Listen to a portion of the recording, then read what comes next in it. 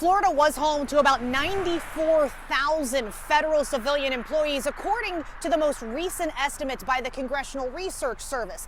Now, it's not exactly clear yet how much that number was impacted by those recent widespread federal government layoffs. However, we do know they impacted multiple agencies, including the Department of Veterans Affairs.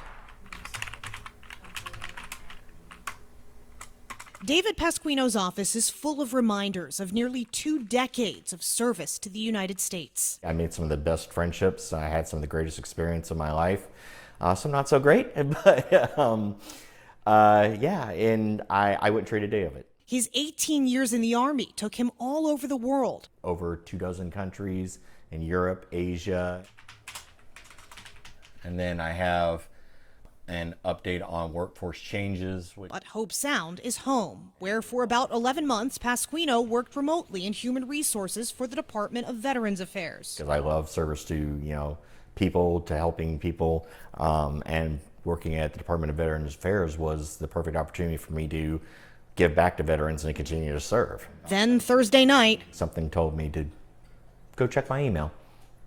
Just an itch. Pasquino was terminated. Shock, disbelief, anger, sadness.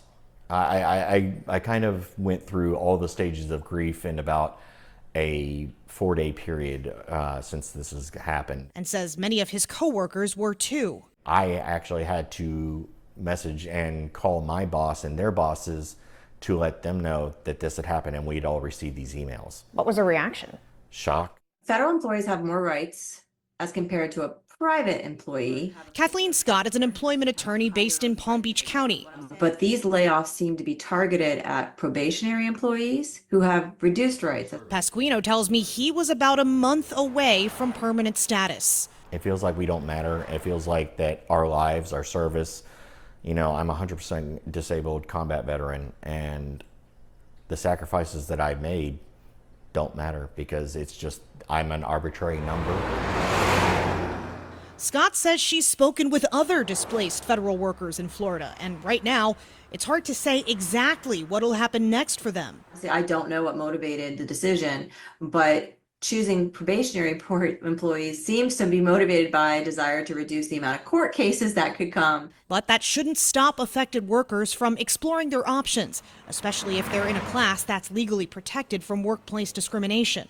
I would encourage everybody who's in this situation to get legal counsel and find out, whether there are any appellate rights that they would have. And that might apply to a disabled veteran like Pasquino, who would welcome the opportunity to serve again. As much as it hurt, I still, my life was one of service, and I'm going to continue to try and serve however I can. Jamie Ostroff, WPTV News.